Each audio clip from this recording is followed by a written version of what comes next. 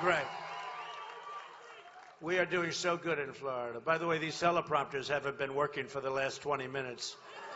And I actually like my speech better without teleprompters.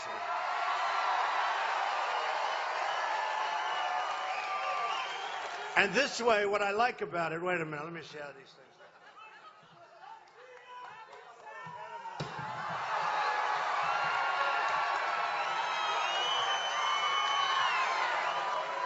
You know what? I like it better without the teleprompter.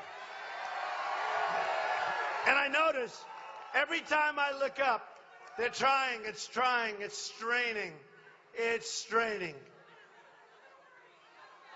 Get this thing out of here, will you? Get it out. I like it much better without the teleprompter. You know, it's very funny. I went through 17 professional politicians, top people, and I went without any teleprompters. Then all of a sudden they said, well, now you're running in the election. You need teleprompters.